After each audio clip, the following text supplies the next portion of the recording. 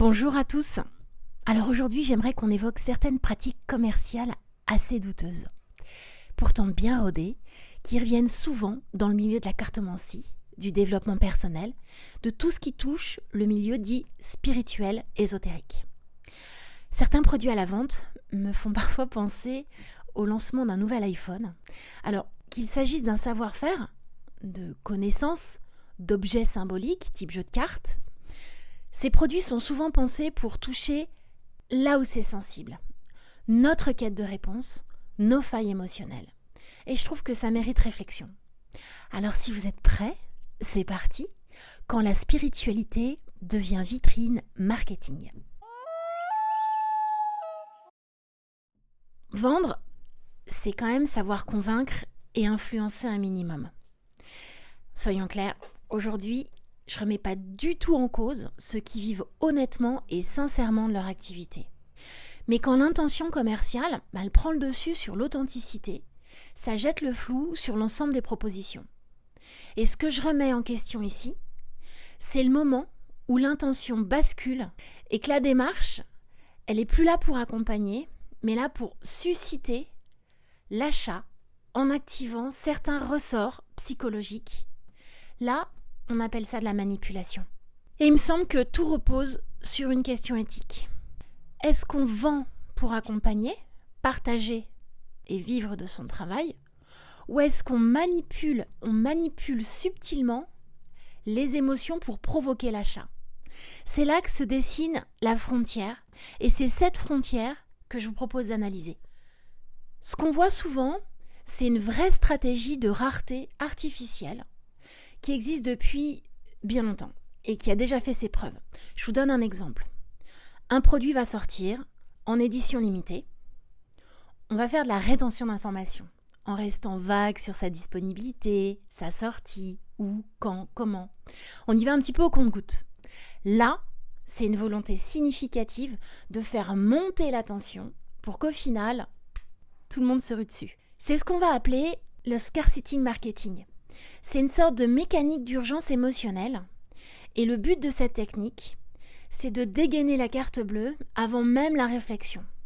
On tente de ne pas laisser d'espace aux questions. Est-ce que j'en ai vraiment besoin? Est-ce que ça me plaît vraiment? Est-ce que c'est juste utile?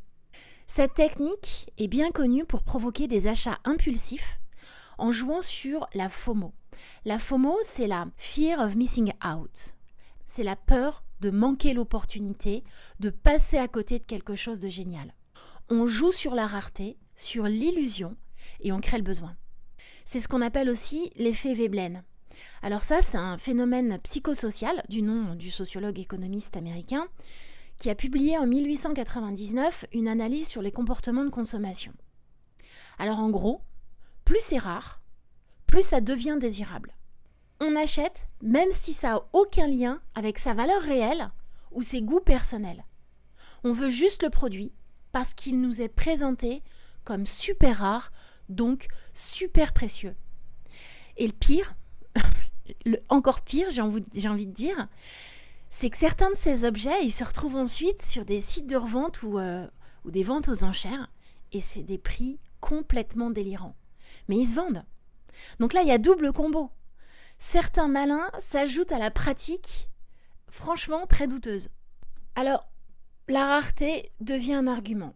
Pour faire croire qu'on appartient à un groupe spécial, on donne accès, un accès illusoire, à l'idée qu'on rejoint une élite, un groupe. Et ça peut même être un peu plus vicieux. On donne l'impression qu'on va se rapprocher intimement du créateur du produit. Mais en réalité, c'est juste une technique de vente bien rodée qui a déjà fait ses preuves. Et dans ce type d'achat, on voit des gens qui s'épuisent à guetter les restocks, à économiser, et ça c'est le mieux, parce que finalement, il y a beaucoup de gens qui se retrouvent vite dans le rouge écarlate bancaire pour obtenir ce qu'ils imaginent être le Graal. Et là où je trouve que ces pratiques sont dangereuses, c'est qu'on passe souvent de l'achat impulsif, donc l'achat motivé par l'envie rapide et émotionnelle, donc ça ne va pas être forcément un achat répété, mais on peut passer de l'achat impulsif à l'achat compulsif. Et la compulsivité, c'est un comportement problématique. C'est le besoin irrépressible d'acheter pour soulager une tension, un malaise provoqué souvent par la technique Veblen. Alors ça devient clairement une addiction.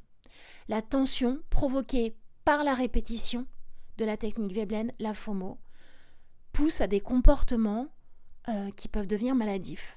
Alors il n'y a pas que les jeux de cartes, les jeux en général, les objets, que ce type d'accroche commerciale existe, il y a aussi les formations. Alors on en parle des formations à 3 000 $ les 3 jours. Alors ces stages de bien-être, de retour à soi en profondeur, de transformation de vie quasi immédiate. Alors que dire de ça ? Ben oui, forcément, se promener dans la nature, ça fait du bien, c'est évident. Mais est-ce que c'est réellement possible en 3 jours, passer dans la forêt à parler à son karma, qu'on puisse régler des années de blessures profondes ? Et c'est la même technique. On se dépêche, il n'y a plus beaucoup de place, dépêchez-vous. Je ne sais pas quand est-ce que je refais cette formation, donc c'est maintenant. Je pense que le développement personnel, c'est pas appuyer sur un bouton reset.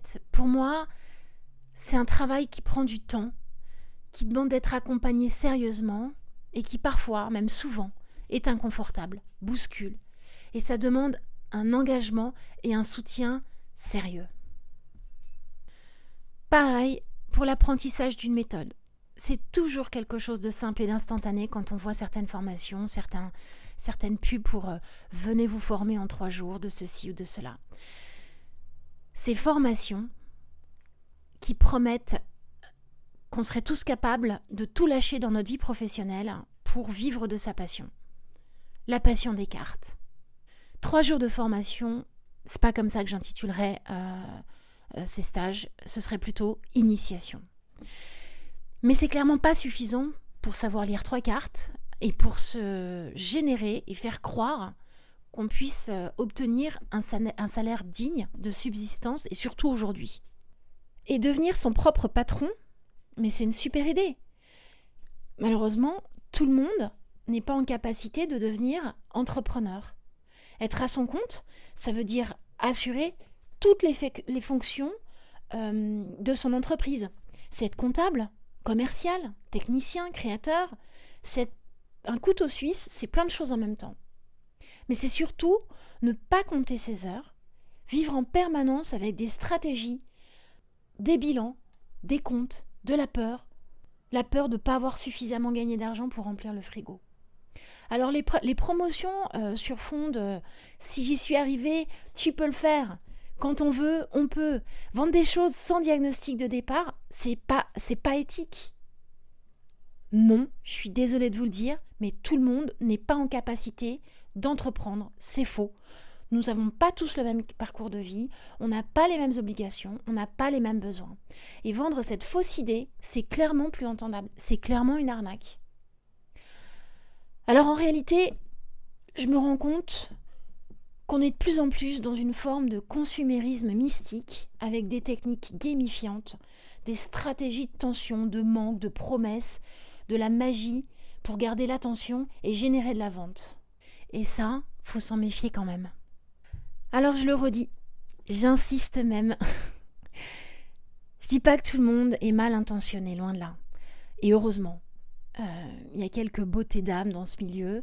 Et vendre ses connaissances, son savoir, son expertise de manière honnête et consciente, c'est totalement légitime et reconnu. On peut aimer les jeux, on peut aimer les rituels, les objets, vouloir se former, vouloir se transformer. Mais on doit veiller à rester libre, lucide, garder sa dignité. Et je pense que certaines dérives sont dangereuses. On l'a vu.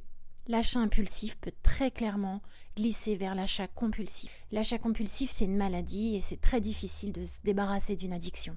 Alors pour ces dérives dangereuses, à un moment peut-être qu'on pourrait se poser ces questions.